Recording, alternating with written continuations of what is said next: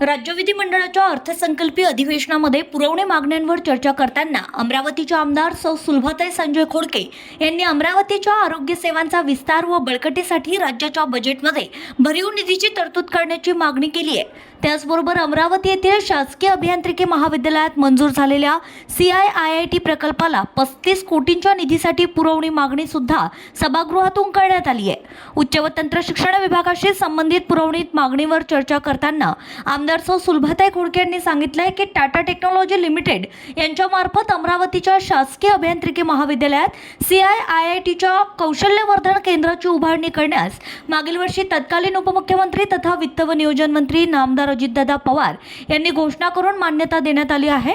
सदर प्रकल्प लवकरात लवकर कार्यान्वित होण्याकरिता शासनाने 35 कोटी रुपये मंजूर करून मार्च 2026च्या बजेटमध्ये निधी देण्यात यावा। तसेच अमरावतीच्या CIIT केंद्राला स्वर्गीय अजितदादा पवार यांचं नाव देण्याची मागणी आमदार सौ सुलभाताई खोडके यांनी विधानसभेतून केली आहे। सन्मान्य श्रीमती सुलभा खोडके। धन्यवाद अध्यक्ष महोदय। सन 2025-26 या वर्षीच्या पुरवणी मागण्यावर चर्चा करण्यासाठी या ठिकाणी मी उभी आहे। अन्न नागरी पुरवठा व ग्राहक संरक्षण विभाग या विषयावर बोलत असताना भाग क्रमांक 91 पृष्ठ क्रमांक 67 यावर बोलत असताना सन्मान्य मंत्री महोदयांना माझी विनंती आहे की शिवभोजन योजना आपण चांगली चालू केली होती। माझ्या अमरावती जिल्ह्यामध्ये अमरावती शहरामध्ये गव्हर्नमेंटचं हॉस्पिटल आहे, इरविन हॉस्पिटल आहे, सुपर स्पेशालिटी हॉस्पिटल आहे आणि त्यासोबतच महिलांचं हॉस्पिटल आहे। अनेक या ठिकाणी मेळघाटमधून पेशंट येतात। त्यासोबत असणारे अमरावती विभागाचं सेंटर असल्यामुळे अमरावती विभागातील बुलढाणा असेल, अकोला असेल, वाशिम असेल या ठिकाणी सुद्धा अनेक पेशंट येतात आणि त्या पेशंटच्या माध्यमातून आपण पेशंटला ॲडमिट करतो, पण त्यासोबत त्यांचे नातेवाईक असतात आणि त्या नातेवाईकांची गैरसोय होऊ नये म्हणून महाराष्ट्र शासनाने त्या ठिकाणी शिवभोजनची योजना चालू केली होती। परंतु आज या ठिकाणी जून 25 पासून या ठिकाणी शिवभोजन ज्या ठिकाणी चालू केलेलं आहे, या ठिकाणी हॉस्पिटलमध्ये जे गरीब लोक येतात त्यांना जेवणाची व्यवस्था ह्या शिवभोजनच्या माध्यमातून केलेली आहे। परंतु जून 25 पासून त्यांना पैसे न मिळाल्यामुळे त्या ठिकाणी चालवत असताना त्या अडचणी निर्माण झालेल्या आहे संस्थेला। म्हणून मला शासनाला विनंती करायची आहे की या ठिकाणी शिवभोजन योजनेचे जे काही पैसे थकीत आहेत, जे राहिलेले आहे, ते शासनाकडनं लवकरात लवकर देण्याची विनंती या ठिकाणी मी सन्माननीय मंत्री महोदयांना करते। त्यासोबतच सगळ्यात महत्त्वाचा विषय होता की शिधा वाटप याच्या ठिकाणी आपण दिला तर इष्टांक या ठिकाणी आमच्या अमरावती जिल्ह्याचा पूर्ण झालेला आहे। परंतु अनेक या ठिकाणी असणाऱ्या का मागासलेल्या जिल्हा, आत्मग्रस्त जिल्हा आहे, त्याच्यामुळे या ठिकाणी अनेक लोकांचे या ठिकाणी अर्ज प्राप्त झाले आहे। माझ्या अमरावती जिल्ह्यामध्ये जवळपास 1 लाख लोकांचे अर्ज या ठिकाणी आपल्या विभागामध्ये प्राप्त झाले आहे। म्हणून मला या ठिकाणी मंत्री महोदयांना विनंती आहे की अमरावती जिल्हा मागासलेला आहे, कुपोषित आहे, मेळघाटसारखा भाग आहे, म्हणून या ठिकाणी या इष्टांक वाढवण्यासाठी शासनाला विनंती करते की 1 लाखापर्यंत अर्ज आला, तर यासाठी सुद्धा शिधा वाटप केंद्र वाढवून त्या ठिकाणी जे गरीब लोक आहेत त्यांना या ठिकाणी आपण कार्ड द्यावं आणि त्यांना या शिधा वाटप करावं अशी या ठिकाणी विनंती करते। त्यासोबतच दुसरा विभाग आहे नियोजन विभाग। या नियोजन विभागाचा बाब क्रमांक 122 पृष्ठ क्रमांक 87 बोलत असताना या ठिकाणी स्वर्गीय अजितदादा यांनी माझ्या अमरावती शहरामध्ये इंजिनिअरिंग कॉलेजची जागा आहे आणि त्या ठिकाणी CIIT सेंटरची त्यांनी मागच्या अधिवेशनामध्ये घोषणा केली आणि त्या घोषणेच्या माध्यमातून उच्च तंत्रज्ञान शिक्षण मंत्री महोदयांपासून त्यालासुद्धा मंजुरात मिळाली आहे आणि हा जवळपास 200 कोटीचा प्रस्ताव आहे आणि 200 कोटी प्रस्तावामधून त्या ठिकाणी टाटा कंपनीकडून 165 कोटी मिळणार आहे आणि 35 कोटी हे नियोजन विभागातून द्यायचे आहे। म्हणून या ठिकाणी नियोजन विभागाकडे या संदर्भात प्रस्ताव दिलेला आहे आणि दादांनी सुद्धा सांगितलं होतं का निश्चितच या ठिकाणी हे 35 कोटी मी या वर्षीच्या याच्यातून देणार। म्हणून मला या ठिकाणी मंत्री महोदयांना विनंती करायची आहे ती मुख्यमंत्री महोदयांना विनंती करायची आहे की या ठिकाणी असणाऱ्या ह्या नियोजन विभागाकडे जो काही प्रस्ताव दिलेला आहे हे 35 कोटी रुपये मंजूर करून द्यावे, जेणेकरून हे CIIT सेंटर आमच्या अमरावतीमध्ये लवकरात लवकर चालू होईल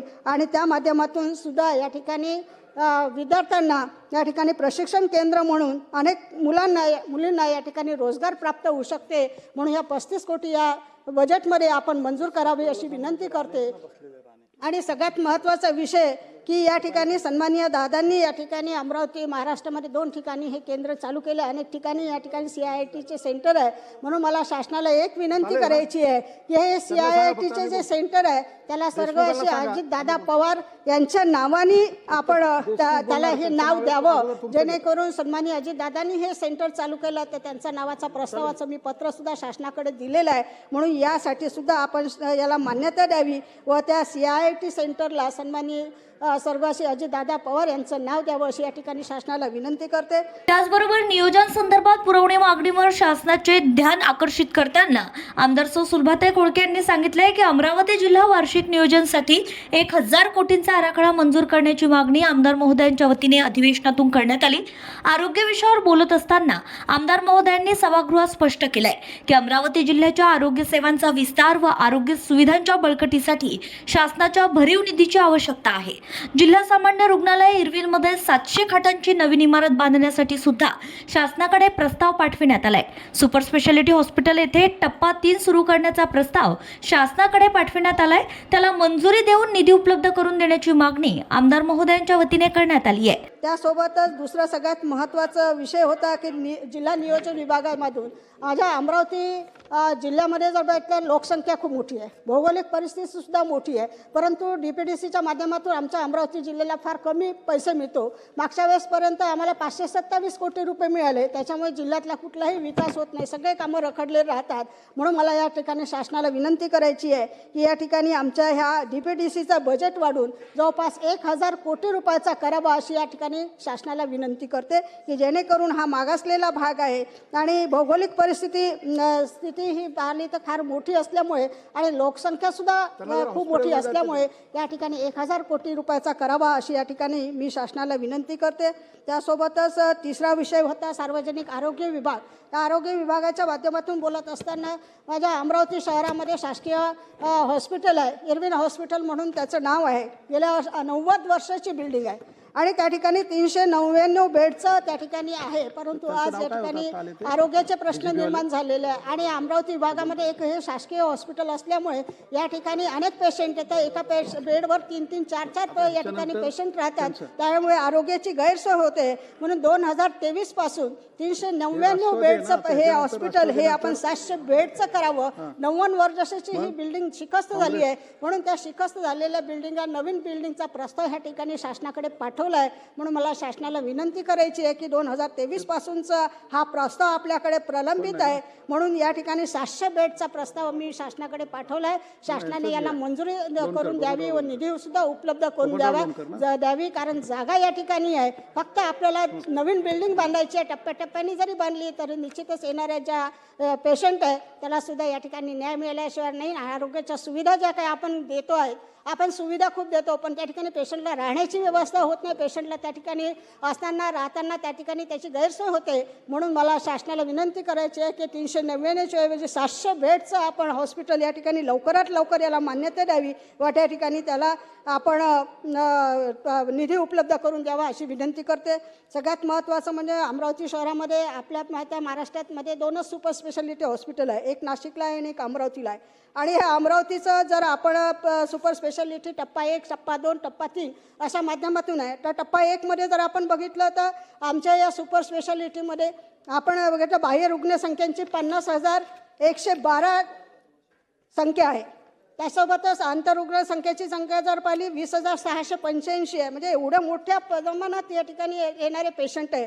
त्यासोबत शस्त्रक्रिया झालेले पेशंट आहे. एका वर्षातली यादी मी सांगते 13,048 आहे. किडनी प्रत्यारोपणसुद्धा आमच्या या ठिकाणी त्या जवळपास वर्षभरात 54 या ठिकाणी किडनी प्रत्यारोपण झाले वर इतरसुद्धा मोफत शस्त्रक्रिया होत आहे. म्हणून या ठिकाणी मला शासनाला विनंती आहे त्या ठिकाणी असणारे जे वैद्यकीय अधिकारी असेल, कर्मचारी असेल किंवा स्टाफ असेल याची सुद्धा संख्या फार मोठ्या प्रमाणात कमी आहे.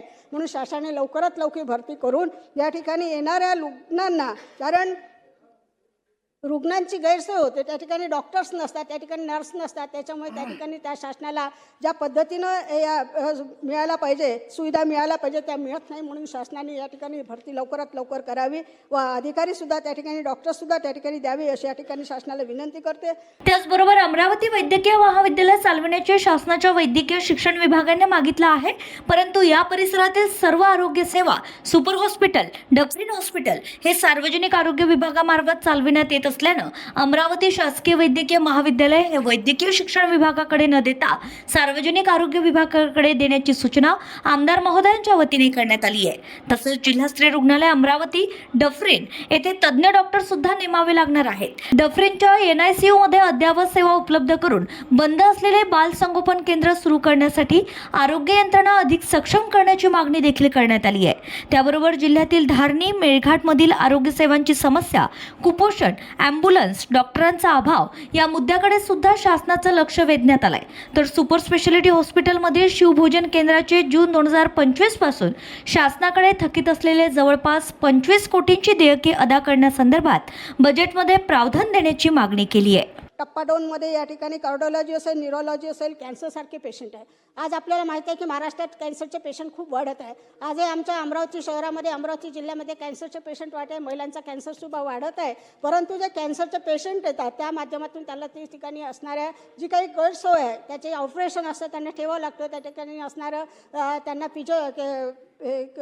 फिजिओथेरपी करावं लागते किंवा त्या ठिकाणी असणारं त्यांना किमोथेरपी करावं लागते. पण ते किमोथेरपी करत असताना त्यांना राहण्यासाठी वगैरे त्यांचं हे करण्यासाठी, कारण या ठिकाणी डायलिसिस सेंटर आहे. आज मला या ठिकाणी सांगायचं वाटतं की सुपर स्पेशालिटी टप्पा 2मध्ये डायलिसिसचे पेशंट फक्त अमरावती जिल्ह्यातलेच नव्हे, तर या ठिकाणी बुलढाणा असेल, अकोला असेल, वाशिम असेल, या सगळ्या भागातून येत असतात. म्हणून त्या ठिकाणी सुद्धा या ठिकाणी रुग्णांना डॉक्टर्स कमी असल्यामुळे त्या ठिकाणी गैरसोय होते. म्हणून या डॉक्टर्सची संख्या, त्या ठिकाणी असणाऱ्या स्टाफची संख्या आपण वाढवून द्यावी अशी या ठिकाणी विनंती करते. आणि सगळ्यात महत्त्वाचं म्हणजे टप्पा 3ची मागणी केल्या जागा आहे. 100 बेडचा प्रस्तावसुद्धा शासनाकडे पाठवलेला आहे. जागेचाही प्रस्ताव पाठवला, त्याच हॉस्पिटलला लागून ही जागा असल्यामुळे 100 बेडचं निर्माण करण्याचा प्रस्तावसुद्धा शासनाकडे पाठवला आहे. आणि त्याच्यामध्ये आज गॅस्ट्रो एन्ड्रोलॉजी आणि त्यासोबत इम्प्लांट सर्जरी ही जर करायची असेल तर आम्हाला नागपूर असेल किंवा मुंबई असेल किंवा बाकी इतर शहरामध्ये पाठवावं लागते. परंतु आमच्या अमरावती शहरामध्ये जागा असताना, कारण या ठिकाणी इतकं मोठं लोड आहे की मेळघाटसारखा त्या ठिकाणी असणारा आदिवासी भाग आहे, कुपोषण आहे आणि त्या ठिकाणी अमरावती विभाग सेंटर असल्यामुळे अनेक पेशंट हे बाहेरून येतात, बाहेरून जिल्ह्यातून येतात. म्हणून त्यांना त्या ठिकाणी असणाऱ्या ह्या आजारापासून या रिलीफ मिळावी किंवा त्या आजाराचे त्या ठिकाणी औषधोपचार व्हावा, ऑपरेशन व्हावा. म्हणून या ठिकाणी हे टप्पा 3ची सुद्धा मी या ठिकाणी मागणी केलेली आहे. मला शासनाला विनंती करायची की हा टप्पा 3 जे आपण मागणी केली आहे, 100 बेडचा प्रस्तावसुद्धा शासनाकडे आलेला आहे. म्हणून येणाऱ्या याच्यामध्ये बजेटमध्ये सुद्धा ह्या टप्पा 3ला मान्यता द्यावी व 100 बेडचं हॉस्पिटल या ठिकाणी उभारून ह्या ज्या 2 या ठिकाणी उपाययोजना आहेत त्यासुद्धा या ठिकाणी होईल अशी या ठिकाणी विनंती करते. त्यासोबतच असणारा सगळ्यात महत्त्वाचा विषय जो आहे की या ठिकाणी आमच्या अमरावतीमध्ये वैद्यकीय शिक्षण महाविद्यालय चालू झालं आहे. महाविद्यालय चालू झाले असताना त्या ठिकाणी खऱ्या अर्थानं त्या ठिकाणी विद्यार्थ्यांना त्या ठिकाणी ऑपरेशन म्हणजे पेशंटला तपासायला पाहिजे त्या ठिकाणी आहे. परंतु या ठिकाणी आमच्या इथे असलेलं महिला हॉस्पिटल हे अति जुनं झालेलं होतं, शिकस्त झालं होतं. त्या ठिकाणी पेशंटसुद्धा ठेवणं कठीण झालं होतं. परंतु महाराष्ट्र शासनाकडनं 2019 पासून या ठिकाणी आपण त्याला बिल्डिंगला मान्यता मिळाली. त्या ठिकाणी 200 बेडचं त्या ठिकाणी हॉस्पिटल तयार झालेलं आणि मागच्याच वर्षी आपण त्याचं शिफ्टिंग केलं. आणि शिफ्टिंग केलं असताना या ठिकाणी अमरावती शहरामध्ये इतके पेशंट असतात, मेळघाटपासून सुद्धा पेशंट येतात. त्या ठिकाणी त्यांचं ऑपरेशन करणं, त्या ठिकाणी डिलिव्हरी करणं किंवा त्या ठिकाणी सर्जरी करणं हे सुद्धा त्या ठिकाणी चालू असते. म्हणून त्या ठिकाणी सुद्धा खूप मोठं लोड आहे. परंतु या ठिकाणी या माध्यमातून वैद्यकीय शिक्षण विभागाने हे हॉस्पिटल मागितलेलं आहे. त्यासोबतच सुपर स्पेशालिटीची परिस्थिती मी सांगितलेली आहे. सुपर स्पेशालिटीमध्ये हे सगळ्या सोयी ह्या सामान्य व्यक्तीच्या, सामान्य कुटुंबातल्या, सामान्य पेशंटला होत असते.